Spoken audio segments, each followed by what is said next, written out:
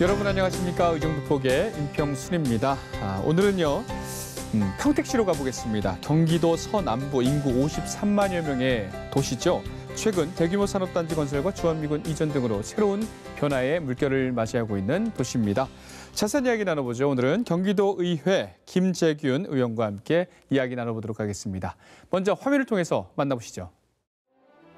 1962년 평택 출생 김재균 의원. 190cm의 장신으로 지역에선 키다리 아저씨로 불리는데요. 주민들의 불편과 어려움을 듣는 자리라면 언제 어디서든 해결을 위해 힘쓴다고 붙여진 별명입니다. 지금까지 제4, 5, 6, 7대 평택시 의원과 평택시 북부복지관 운영위원장 등을 거쳐 현재 제10대 경기도의원으로 기획재정위원회 소속인데요. 평택시 중앙동과 서정동, 송탄동, 통곡동, 세교동을 맡고 있습니다. 그는 성심성의껏 경기도를 챙기는 일꾼으로 의정에 전념하겠다고 밝혔습니다. 네, 의원님 안녕하십니까? 네, 안녕하십니까? 네, 약간 늦었지만 새해 복 많이 받으십시오. 네, 새해 복 많이 받으시고요. 네, 우리 카메라 보시고 우리 시청자분들께 인사 부탁드리겠습니다. 안녕하십니까? 경기도민 여러분. 저는 더불어민주당 평택 출신 경기도의회 기획재정위원회 소속 김재균 의원입니다. 2021년도에는 일상적인 생활로 돌아갈 수 있는 한 해가 되기를 기원하면서 우리 경기도민 모든 분들이 새해 복 많이 받으시고 행복한 일만 있으시기를 기원드리겠습니다. 네, 정말 올해는 코로나랑 빨리 이별했으면 좋겠네요. 너무 바쁘셨죠? 힘드셨죠? 네. 예. 그래도 새해는 좀 웃는 일들만 가득하기를 좀 바라보도록 하겠습니다.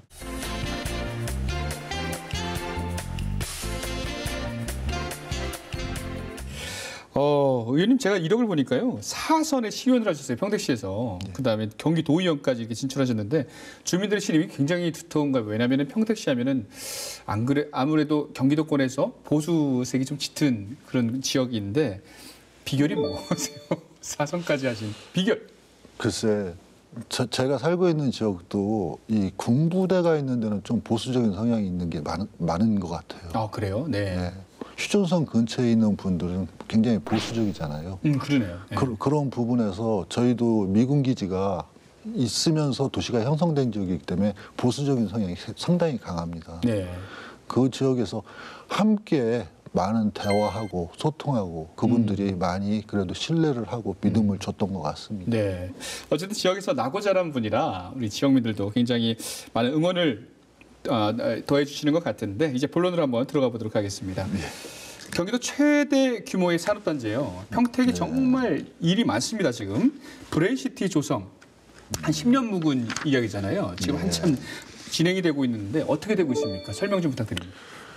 지금 브레인시티 사업은 평택시에서 굉장히 좀 큰 사업입니다. 482만 평방미터의 첨단 산업단지, 대학, 주거, 상업시설이 조성되는 사업이고 1단계로서 145만 평, 평택도시공사가 산업시설 용지를 개발 중이고 또 2단계 336만 평의 중흥토건과 평택도시공사가 공동 출자해서 만든 특수목적법인 브레인시티 프로젝트 금융투자에서는 공공시설, 주거, 상업, 지원시설을 조성하는 사업입니다. 현재 순조롭게 잘 진행되고 있습니다. 네, 이게 보면은 2010년도에 최초 계획이 세워졌던 거잖아요. 네. 그러면은 평택시 의원 하실 때부터 네. 이게 처음부터 보신 거예요. 네. 산 증인이신데 한 10년 만에 좀 박차를 가하고 있으니까 보시기에 좀 어떠세요? 다시 경기도 의원 입장에서 또 보면. 잘 진행돼 가지고 좀 좋은 성과가 나왔으면 좋겠다는 생각을 갖고 있고요. 네. 이제 성대 얘기를 빼놓을 수가 없죠. 브레인시티는 성대가 온다. 성대가 옴으로써 그 지역의 산업단지와 연결해서 네. 좀 많은 좋은 일이 있을 것이다 생각했었는데 결국은 뭐 학교 내 사정이 있었겠지만 성대가 오는 거를 그냥 포기하고 네네. 경기도 최대 일반 산업단지로서는 가장 브레인시티가 클 겁니다. 아마 이 브레인시티가 잘 진행된다면 저희가 지금 예상하는 거는 1조 한 7천억 원의 지금 경제적 파급 효과, 예. 8천여 명의 취업 효과가 있을 것으로 지금 조사 연구되고 있거든요. 네네네. 그리고 또 브레인시티의 장점이라고 그러면은 고속도로 5개와 연계가 돼요. 5개요. 예. 그리고 철도 5개하고 연계가 되고 그다음에 또 지방도 또 5개가 또 연계가기 때문에 굉장히 교통의 요지입니다. 네네. 그리고 대학이 들어오고 또 요즘에 같은 경우는 이제 아주대병원이 또 들어온다는 좋은 소식도 있고. 아, 그렇습니까? 네. 그래서 아주대병원은 지금 3개 정도의 지금 경기도를 병원을 세우는데 2차적인 걸 지금 브레인시티 안에다가 지금 세우겠다고 협약이 어느 정도 끝나고 있거든요. 네네네. 그리고 또 교통이 좋다고 그러는 거는 브레인시티에서는 2km 정도만 가면 평택 지제 역사가 있는데 SRT가 거기서 쓰지 않습니까? 예. 그래서 서울 강남 같은 경우는 20분이면은 갈 수가 있단 말이에요. 그렇다면은 상당히 서울과도 출퇴근이 가능한 지역이 브레인시티 산업단지인 것 같습니다. 기대 효과가 굉장히 큰데요. 인근 뭐 용인에 뭐 플랫폼 시티가 또 세워지잖아요. 네. 또 판교 테크노밸리도 있고 이런 것들과 또 같은 시너지 효과도 기대해 볼 만하다. 왜냐하면 교통이 좋으니까 이렇게 기대를 한번 해보도록 하겠습니다. 자. 이어서 평택 그 주한미군 이전과 관련된 문제를 여쭙겠습니다. 문제도 많고 어떻게 보면 기대 효과도 많은 게 마찬가지예요. 그 평택의 주한미군 단지는 어떻게 보면 전 세계에서 미군이 주둔하고 있는 주둔 단지 중에 가장 규모가 크다라고 제가 들었습니다. 이제 우리나라 북부에 있는 주한미군 단지들이 다 이전한 거잖아요. 거의 다 지금. 어떻게 지금 진행되고 있어요? 지금 가장 많이 지금 옮겨오는 거는 미 8군에 지금 용산에서 있던 미 8군이 지금 험프리 그러니까 K6로 쪽으로 오는 게 가장 큰 이전 사업이었었는데 네네. 지금 한 95% 정도 거의 완성이 된 단계라고 볼 수가 있겠습니다. 네네. 용산, 의정부, 동두천 그다음에 파주 등에 있는 수도권에서 26개 정도 되는 미군 기지가 지금 네. 평택으로 이전이 이 사업의 주된 목적입니다. 그러면은 주한미군 인원이 어느 정도 증가가 되는 거예요? 기존과 비교했을 때? 평택에 지금 있는 분들이 다 합치면은 6만 5천 명에서 7만 명 정도가 될 것이라고 생각을 하거든요. 미군, 그분들의 가족, 네네. 군무원 해가지고 7만 명이라면 옛날 같았으면 조그만 하나의 도시네요. 군에서 시가 될 수 있는 조건을 갖추고 있어. 그게 5만 명이었나요? 예, 옛날에는 5만 명이었지 않습니까? 네. 그러니까 굉장히 어떻게 보면 대한민국의 평택시라는 곳에 조그만 어떤 미합중국의 나라가 하나 세워진다고 볼 수가 있는 거고. 그렇죠. 또 거기 그 부대 안에 들어가가지고 만약에 저희가 요즘 같은 카드 많이 쓰지 않습니까? 네네. 카드를 쓰면 캘리포니아에서 쓴 걸로 나오거든요. 그래서 미국 영토니까요. 네. 네.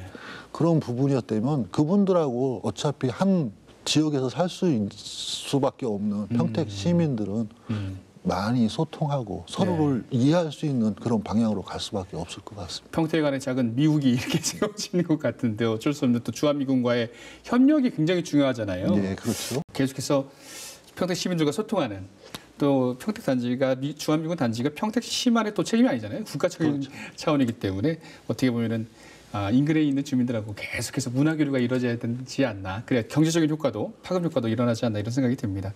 알겠습니다. 7만여 명이나 지금 상주에 있군요. 대단합니다. 자, 다음으로 이어지는 질문이 이게 좀 중요한 질문 같아요. 이제 아마 이 방송이 나가는 쯤에는 결과가 나왔을 것도 같은데 평택 당진항 매립지 소송입니다. 평택의 당진항 매립지가 이제 새로워진 매립지인데 제가 알기로는 당진 행정구역이 거의 한 30%, 네. 평택 행정구역이 한 70%, 7대 3으로 있는데 이게 이제 행정소송이 펼쳐진 거잖아요. 네. 어떻게 되고 있어요, 이게? 지금 긴 시간에 어떻게 보면은 분쟁이었었죠. 네네네. 서로가 서로를 자기 영토라는 거를 주장하는 그런 거였었는데 네. 대법원에서 지금 2020년도 12월 24일 날 최종 판결이 있을 예정이었는데 네. 지금 3주 연장이 됐습니다. 예, 예. 그래가지고 사법부의 판단이 있는 상황에서 지금 진행이 끝났다 그러면 뭐 불만도 있을 수도 있고 잘했으면 뭐 좋은 말도 나올 수도 있는데 네. 판결이 있는 상태에서 언급하기는 조금 부적절하다고 생각을 하고요. 예, 예. 지금 사법부에서 많은 고민과 어떤 것이 향후에 평택 당진항이 발전할 수 있는 계기가 어떤 게 좋은 곳인가 많이 고민을 할 것이라고 생각하고 예. 사법부의 현명하고 합리적인 판단이 있을 것이라고 기대하고 있습니다. 평택 당진항의 발전을 위해서 좋은 판결이 내려질 텐데 만약에 이제 판결이 지금 나왔을 수도 있어요. 또 지연될 수도 있는 거고. 예, 만약에 평택시에 이게 편입이 된다면, 그러니까 지금 한 70% 정도 되는데 한 100% 정도 편입이 된다면은 그 기회를 어떻게 보면은 평택 당진항이 또 상생해야 되잖아요. 어떻게 좀 발전 계획을 좀 의원님께서는 또 경기도와 또 관할을 또 해야 되잖아요. 어떻게 좀 생각을 하시는지요? 근데 아직까지는 그렇게 가장 뭐 부산이나 인천항이나 그런 역사적 배경도 그렇고 아직까지는 덜 되고 있는데 네. 지금 중앙정부에서는 평택 당진항에 대해서 지금 터미널 신축을 지금 계획하고 있고 지금 계획 설계도가 거의 지금 나와 있는 걸로 알고 있습니다. 그리고 경기도에서 유일한 지금 항만이 지금 평택 당진항입니다.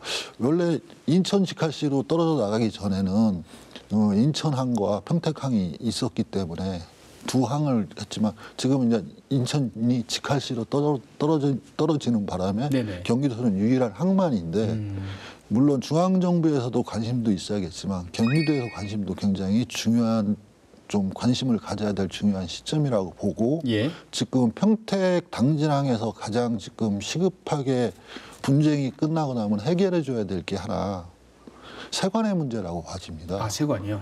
왜 지금 평택 인천항하고 평택 당진항하고 또 행정적인 것도 지금 틀리고 있는데 옛날에 해왔던 지금 아직도 세관은 인천 세관의 소관으로 돼 있습니다. 네.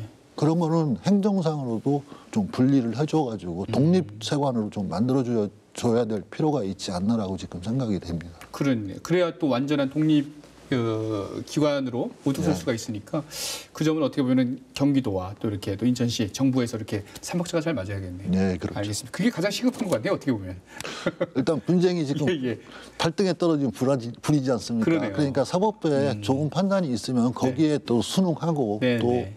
평택과 당진이 서로 발전할 수 있는 또 그렇죠. 것에 있어서 좀 고민을 해봐야겠죠. 같이 발전해야죠. 예. 알겠습니다. 상생 발전이 중요하죠. 네.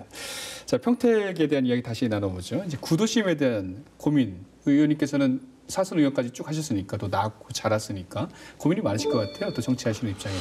아마 구도심에 대해 개발에 대해서는 솔직히 중앙정부, 광역단체, 그다음에 지자체 다 모두의 영원한 숙제가 될 것이고 또 수건 사업일 거예요 아마. 네네네.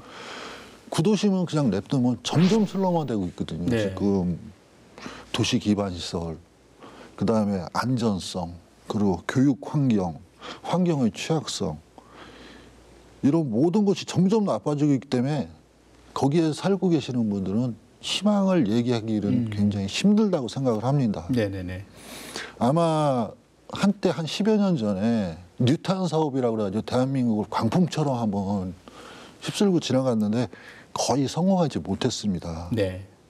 젊은 세대나 기성세대들은 그래도 어느 정도 찬성 쪽이 많았었는데 노년 세대로 갈수록 반대가 심했기 때문에 결국은 뉴타운 사업이 지역사회의 이질감만 남겨놓고 결국 성공하지 못했던 건데 네.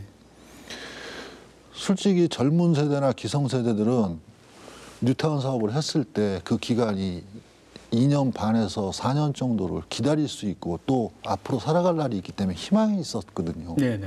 근데 노년 세대 분들은 내가 지금 살고 있는 데서 나가가지고 과연 이 집에 다시 입주를 할 수 있을까? 몇 년을 또 기다려야 되나. 그리고 또 경제적인 측면에서 봤을 때도 입주를 했을 때 어떤 경제적인 부분에 또 이익이 발생할까. 이익이 발생할까? 또 더 돈을 내라 그러면 내가 지금 위치에서 어떻게 할 수 있을까?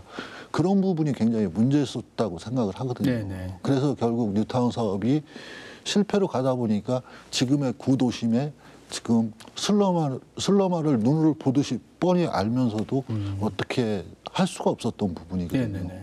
근데 지금이라도 이제 그런 방법을 더 많이 노력하고 또 주민한테 생각을 또 전달해주고 같이 생각의 공유를 통해 가지고 해결할 수 있는 부분이라고 생각을 합니다. 네, 아직까지 이제 그러니까 뉴타운뿐 아니라 어떻게 하면 도시 재생활을 할 수 있을까? 그 지역의 또 고유한 색깔을 찾아서 그런 고민들을 지금 하는 과정이시라는 거죠. 그렇죠. 예, 아무래도 또 낙후된 지역이 또 갑자기 확 바뀌게 되면 또 젠트리피케이션이라고 있잖아요. 그렇죠. 원주민들은 또 물러나야 되고 땅값은 올라가고 건물값은 올라가고 이런 현상도 많이 나는데 그런 걸 좀 예방하기 위한 의원님만이 생각하는 어떤 이렇게 하면은 더 좋을 것 같은데 방안이 좀 있으실까요? 그래서 제 생각으로는 뭐 구도심의 이제 특색화 사업 거기에 맞는 구도심엔 틀림없이 보이지 않는 그 정과 네. 사람과의 관계 그런 게 흐르고 있고 또 역사라는 게 있습니다. 네네. 그거를 찾아내 가지고 극대화시키는 특색화 사업이 있을 거고 또 지금 구도심을 아무리 특색화 사업 해준다 그래도 그 구도심 자체 갖고는 힘들 것이라고 생각을 합니다. 주거 환경 자체가 좋지 않고 모든 환경 자체가 좋지 않기 때문에 그래서 소규모 개발 사업이 절대적으로 필요하다고 봅니다. 근데 옛날에 뉴타운 사업까지 대규모 사업보다는 부분에 모인 중소규모의 소규모 개발 사업이 굉장히 중요할 것이라고 생각을 합니다. 네, 작은 개발, 큰 개발이 아니라 네. 작은 개발, 작게 어떻게 보면 골목길도 살리듯이 네. 이런 식으로 평택의 어떤 그런 특색 아까 말씀하셨는데 오래 사셨으니까 평택의 어떤 특색 있는 좀 그런 스팟 그런 장소들이 있을까요? 일반적인 대한민국 사회에서 보지 못했던 네. 특색 있는 부분이 상당히 많을 저도 거예요. 가봤는데 굉장히 새롭더라고요. 그리고 이색적인 외국적인 그런 음식 문화며 네, 맞습니다. 또 생활 방식 네, 그리고 또 거기에 나와 있는 상점 같은 데서 이렇게 기본적인 데서 볼 수 없었던 게 거기만의 특색은 틀림없이 있습니다. 그것을 극대화시키는 게 네, 지금 평택을 구도심에서 좀 활성화시킬 수 있는 하나의 방법.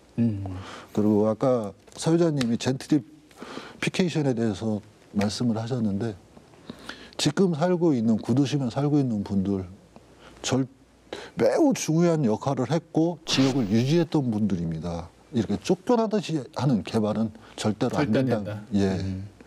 공공적인 해결 방식 모색 그리고 공공적인 주택을 지어서 정말 거기서 이런 개발이 됐을 때 살지 못하는 분들은 공공적인 정책 차원에서 이주를 시켜주고 네네. 또 개발을 해가지고 그 이득금을 공공사업적으로 다시 회계를 맞출 수 있는 방법 같은 것도 한번 고민해 보아야 되는 시기가 아닌가라고 생각을 합니다. 네. 공공의 손이 더 개입을 해야 된다. 예. 절대로. 이걸 또 젠트리피케이션을 또 막아낼 수 있는 그런 방식일 수가 있겠네요.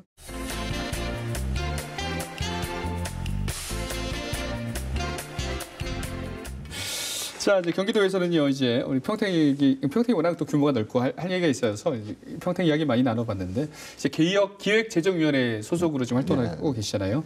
상임위 역할에 대해서 어떤 고민하고 계신지 이 시간을 들어보도록 하겠습니다. 지금 기획위원으로 온 지가 6개월밖에 안 됐습니다. 그렇군요. 아직 판단하고 있는, 그렇죠. 파악하고 있는 그런 부분이군요. 그래서 지금 네. 저희 지금 기획위원회 지금 저희 소관으로는 기획조정실이 있고 네네. 지금 남부청에 있죠. 기획위원회 네. 안에는. 네. 그리고 평화협력국이 있고 그다음에 균형발전기획실 이거는 지금 저기 의정부 북부청에가 있습니다. 그리고 감사관실이 저희 소관의 위원회고 저기 소관 부서고 네네네. 경기 연구원이 직속 기관으로 있습니다.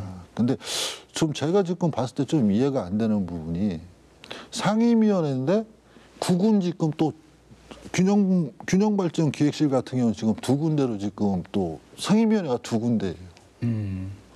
저희가 지금 소관에 간 기획예산 담당관, 평화대변인, 그 다음에 균형발전 담당관 세 개과는 지금 기획위원회 소관인데 또 네.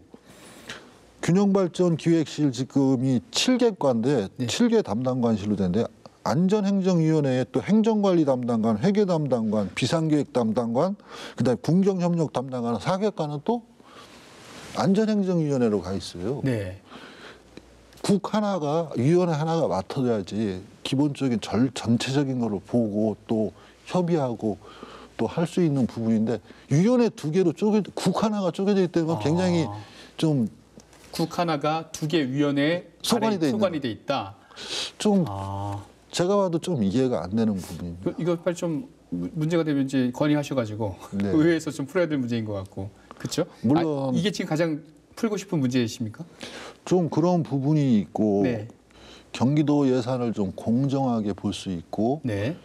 지방위에서는 볼 수 있는 게 한계가 좀 있고 예산 자체도 그렇게 크지 않은데 경기도만 해도 굉장히 크고 그다음에 또 경기도 교육청 자체 예산을 다 합쳐놓으면 아마 한 40조 정도 될 거라고 생각을 합니다. 예, 예. 결국 작지 않은 예산인데 그게 정확하게 공정하게 쓰여져 있는지 네. 또 예산 편성은 경기도 전체적인 거를 보면서 공정하게 배분이 되고 또 집행이 되는지를 한번 좀 더 깊게 들여다보고 싶습니다. 알겠습니다. 이제 6개월 되셨으니까 차근차근 예산이 어떻게 쓰이는지가 가장 중요하죠. 기획재정위원회에서 또 그거 하라고 또 우리 도민들께서 임무를 맡기셨으니까 그 부분 세세하게 해주시길 바라겠습니다.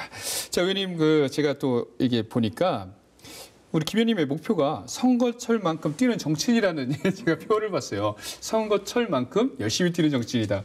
그만큼 본인만의 어떤 정치 철학은 부지런히 움직이자 같은데 어떻습니까? 제가 잘 파악을 했나요? 더불어 행복한 세상을 함께 가자는 게 제 정치 철학입니다. 예. 그리고 평상시에 저는 선거 때만큼 해놓으면 선거 때가 편한 것 같고 그 주민들하고 또 소통할 수 있는 기회가 그럴 때 평상시가 더 많은 것 같아요. 선거 때는 솔직히 그렇지 않습니까? 뭐 많이 보시다시피 사람 많이 모이는 데 가서 또 명함 줘야지 또 내가 이렇게 했다고 또 어떻게 해야지 그런 것보다는 평상시에 많은 소통을 하는 게 가장 좋은 방법인 것 같고 또 그분들이 잊지 않고 항상 또 그걸 더 고맙게 생각할 수 있는 것. 그렇죠. 고마움을 받으려고 정치를 하는 건 아니지만 항상 좋은 이웃 같은 정치인 그런 말을 듣고 싶습니다. 그래서 표현 이제 선거철만큼 열심히 뛰는 정치인이 되겠다. 더불어 행복한 도시를 만들기 위해서. 알겠습니다. 정치 철학 잘 들었습니다. 여러 가지 오늘 평택을 중심으로 또 경기도의 여러 가지 또 이야기 나눠봤는데요. 긴 시간 동안 함께해 주셔서 고맙습니다. 마지막으로 하실 말씀 있으시면 우리 시청자 여러분께 카메라 보시고 마지막 인사 부탁드리겠습니다. 예, 세상은 흐르는 물처럼 흘러가는 것이 가장 좋다고 생각을 합니다. 권리도 중요하지만 의무가 더 중요하다고 본 의원은 생각을 합니다. 의무를 지키고 권리를 주장할 수 있는 사회가 됐으면 하고 2011년도 코로나가 종식돼서 평상적인 일상으로 돌아갈 수 있는 그런 대한민국, 경기도, 평택시가 되기를 소원합니다. 경기도민 여러분, 새해에는 복 많이 받으시고 항상 행복한 일만 있기를 기원드리겠습니다. 새해 복 많이 받으십시오. 네, 고맙습니다. 다시금 우리 의원님도 새해 복 많이 받으시고요. 또 마지막 이제 코로나19가 조금씩 이게 조금 억제가 되고 있는 것 같습니다. 끝까지 최선을 다해 주시기 바랍니다. 지금까지 경기도의회 김재균 의원과 함께 이야기 나눠봤습니다. 오늘 말씀 고맙습니다. 아유, 고맙습니다. 네, 우리 김재균 경기도 의원님 말씀, 선거철처럼 열심히 뛰자 이 표처럼 이제 코로나19가 조금씩 줄어들고 있습니다. 우리 경기도 의원 142분 모두 선거철만큼 더 열심히 뛰어주시면 감사하겠습니다. 여러분께서도 최선을 다해 주시길 바랍니다. 의정 돋보기 오늘 여기까지입니다. 시청해주신 여러분 고맙습니다.